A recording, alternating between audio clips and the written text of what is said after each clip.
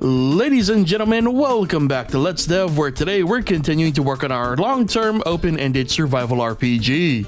Last time we worked on an experimental toggle system for our game.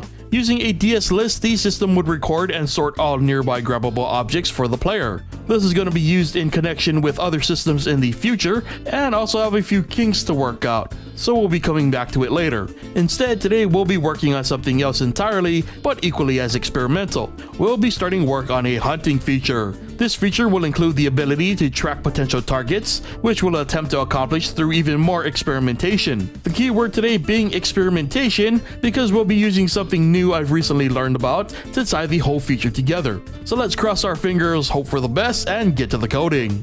Actually, before we get to the code, let's talk about what we hope to accomplish with this feature.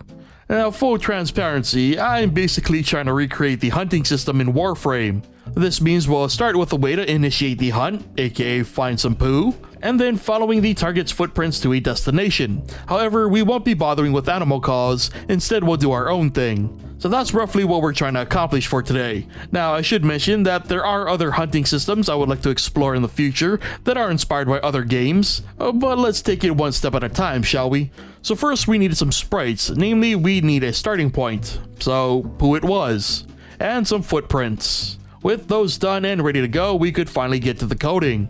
Starting with what I call the crawler. This object would need variables for destination coordinates and direction, plus an alarm. In the alarm, a destination would be set. In the step event, we'd use GameMaker's built-in pathfinding to determine a proper path from starting poop to the crawler's final destination, and once it reaches said destination, the crawler would stop moving.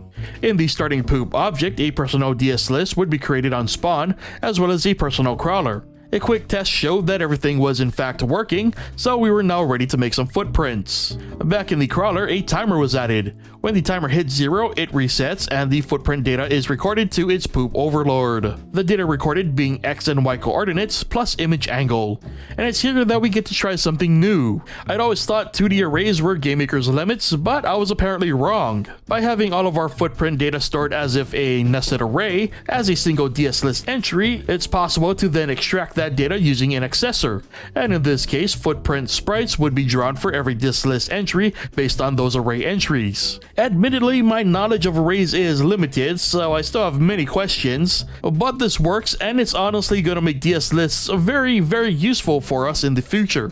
Unfortunately, testing showed by preventing diagonal movement to the pathfinding, the footprint angles weren't angled all that nicely. So an attempt with some conditionals was made to figure out a way to make them more logical. The end results weren't all that impressive, however, and a long diagonal movement in the pathfinding ended up looking way better anyway. So despite the fact that our trails were almost a little too straight, it worked and I'd already spent too much time as is on it, so it was time to move on. Next, we would need a sprite for our hunting target. That hunting target would then be spawned at the end of the path when the crawler reaches its destination. And with that, in a way, we've accomplished our goal for today. We have created a target to be hunted, which leaves poop the size of its own body, and footsteps even though it has no feet. Truly a wonder of the world. And what better way to welcome this new wonder to that world than to shoot it? So going back to the player, a key for a presumed bow was added. Then using the same cooldown system as before, a projectile, in this case an arrow, would be spawned. And said arrow would stick to any hunting target it collided with.